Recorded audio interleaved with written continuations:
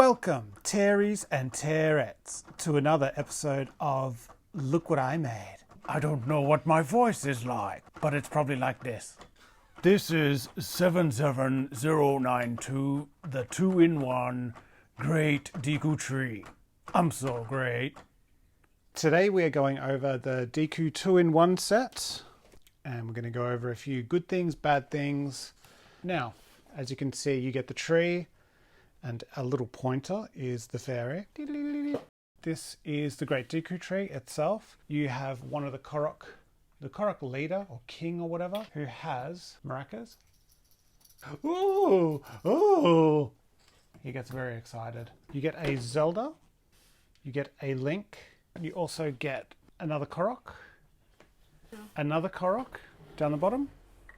A Korok up top with another fairy. So you get two fairies.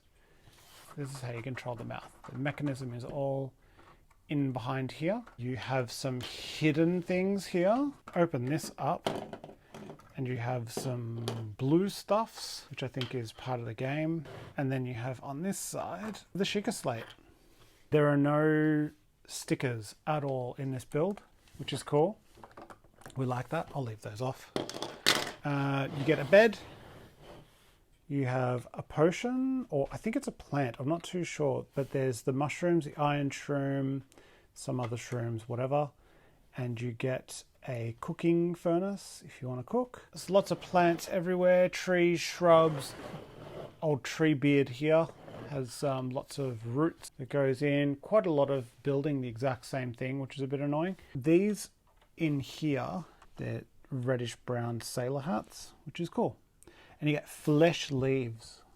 I don't know if this is the first time they've been used, but they're interesting. And you have the Master Sword, which is in the stone. It doesn't hold it as well as I'd like it to. So it just flops around a little bit. I don't know whether I built it wrong or whatever. Link has alternate face. He's got a nice little shield, nice long sword, and the hair dual molded, as you can see inside. And then Zelda has hair which I think is a little bit too high, because you can see, I don't know, there's like a little gap there. It's just too high for me, but it's nice hair. The actual hair piece is nice. Alternate face there. She's supposed to hold the Sheikah Slate. Where is she sleeping? She's meditating on the Sheikah Slate. I don't know, I just use that one because she's always like, Link, please help me and stuff. And this is where the sword is obviously pulled from the ground. The sword itself is a really nice little mold. It's really cool. It's got the Triforce. Actually on it you can't really see it too well, but in person it's really nice. This will probably sell for quite a bit because it'll be the only set you get it in. Also do a polybag or something with it. Would have liked to see Ganon. That would have been cool. Ganondorf. Now onto the build itself. It was very repetitive, but it was okay. It was still good. Gonna have to see how it's going to be going with the next one. I think it's going to be a pain getting the build pulled apart to go back to the other part to make it into the second build, because there's no real, you can't just pull this whole section off and then rebuild that. You have to pull most of the trees away. You have to take this off. That disappears. You have to get rid of the walkway. You have to get rid of quite a lot of the stuff. That is what I've got to break it down to. So I'm going to have to try and figure out how to do that. The whole face changes completely. You also have down here, so you got more of the mushrooms. You have some Silent Princess, which is thought to be extinct and it's Zelda's favorite plant. And you got lots of mushrooms and stuff. Link's is a Silent Princess. Hap! And yeah, so that's the first part of the build. You build something else first, but that'll be shown in the next part because it's part of the Ocarina of Time. These are interesting. I don't know if this has been used before, but the flowers themselves have a nice little build and they go into these, the actual little stub bits. Okay. I don't think I've seen that being used before, but it's a really, really interesting build. I thought it was great. Great they've done that, and they did about 1,000 times, so I was very, very over it by the end of it. This connector, I don't know if I've done something wrong, but there doesn't seem to be any other way for me to do it. As you can see, these are plus connectors, and this is a circular hole. Now, putting them in, so putting this together is simple. It's just you put it in. However, it's like you move it around and it instantly comes undone because it's not really held very well. So if it was plus connectors here, that would make it better because it would give it a little bit more stability. And I can't turn it the other way because it's a circular joint. If you simply just changed it to both sides being connector pins, which we don't even have a spare of, which is great. I don't know why. No spares, so that's cool. But if you did that, then this would just stay together and move as a singular unit all the time. Like that would be a lot better than this. Building the same trees over and over and over again and having the dread of knowing that when I want to build the second part, it's going to be a real pain. So you probably, once you pull it all apart, you're still using some of the bags. Case in point with having problems with bags, I have 21, 22 and 23 still to go. Like we have 3 bags that were not used in the building of this. So you got the majority of all parts were done for these two, this whole build, but you've got 3 bags left over. And I know that once you start from the next part, because in the book, which also is really thick and good, no problem with that. In the book, you have go to page 158 to do whatever, or 297 to build the Ocarina of Time version. Now, if we go 297, it does 10, 14, and 23. Those 3 bags have to be opened all together. So that means I did pretty much every bag up to 20. So I did 1 to 20, got us up to this point. And now 10 and 14 are going to be used in the next build, which means the parts are going to be everywhere. There was no way that they could have thought about that and maybe made it so that it was you only use X amount of bags and the rest of the bags you use for the other thing. Yeah. So it's gonna be interesting trying to sort it and keep it on the table, and I might have to have piles of colors and then just go from there. It was enjoyable. There's a lot of these things. Just kept on having to do these where it does the tree roots, which was an interesting technique the first 3 times, but after the 4th or 5th, you're like, okay, I'm done with this. And building the tree, the actual limbs and the leaves was a bit annoying, but it is what it is. But it was enjoyable. After I say all that, it was actually enjoyable.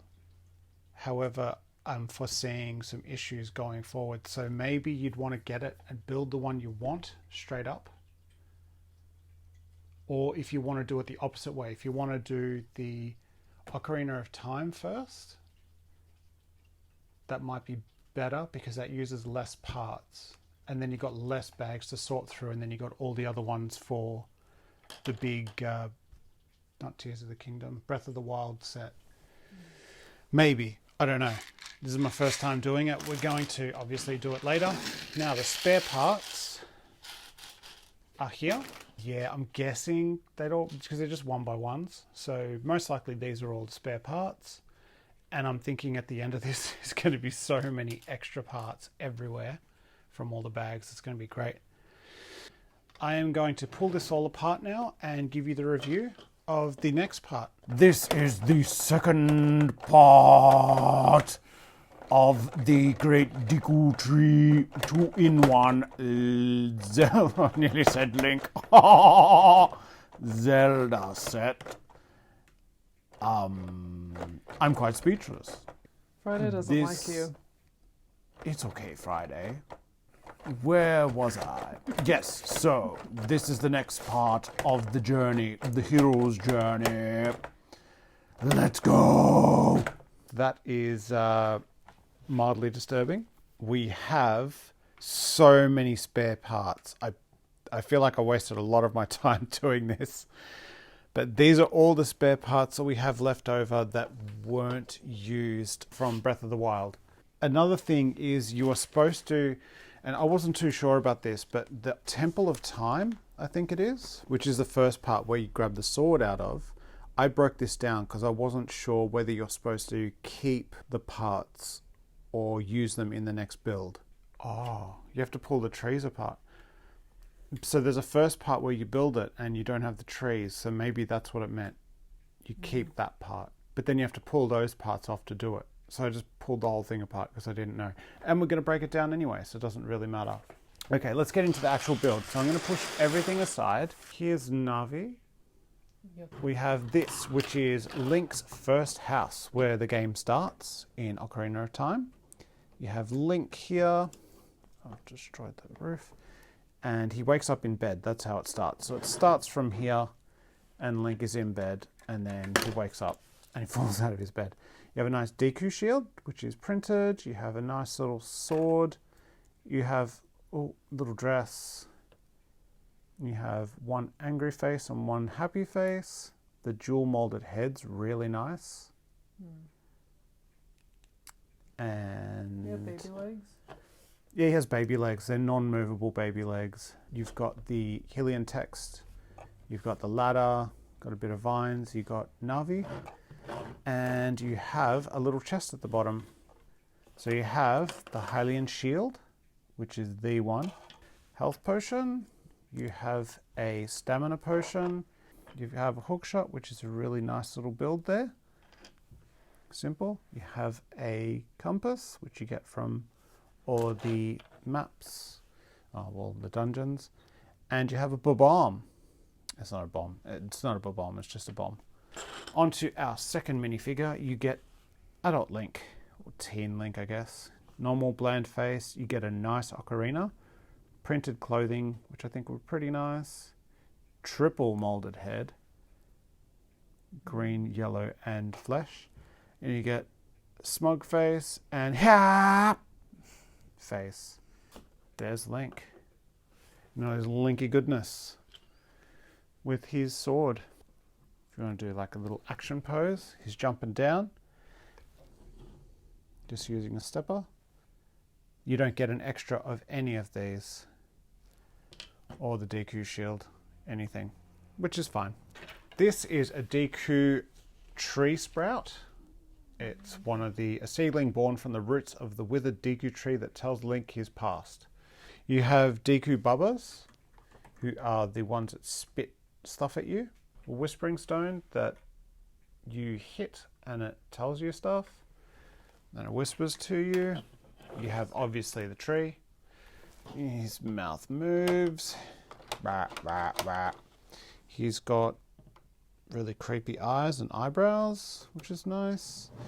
Also, where it was in the other one, you have the arrows. So the bow and arrow, which has 3 elements that you can get for it. The light arrows, the ice arrows, and the fire arrows. Then on the other side, you have a stone which you usually find in the game that gives you musical notes, so songs that you can play. This is a chest in the back here, which has a fairy slingshot, which you actually get a second one of, a spare. It's just a normal slingshot, nothing too special, but you got some plants here, you got a torch, and if you press this at the top, a gold skulltula falls out. And then you can put them back up. And then you got the little latch that holds on. It's not a bad little mechanic. Now he's got a printed skull face. That's basically the build of the back of the spider. Pretty decent spider. Only got 6 limbs, so I guess skulltulas have 6 limbs.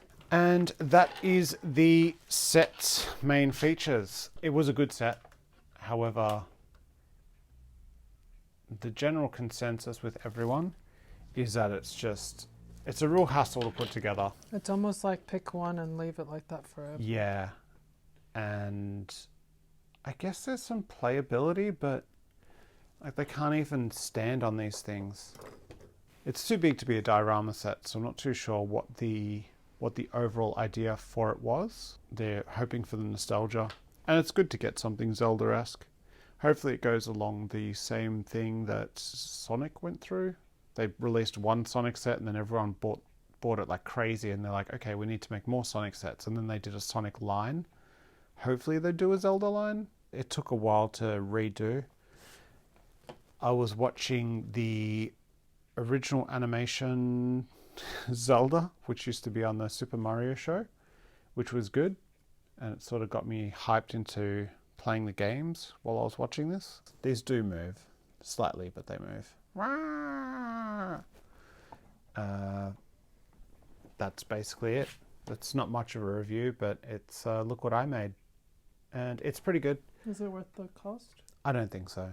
So these are all the spare parts.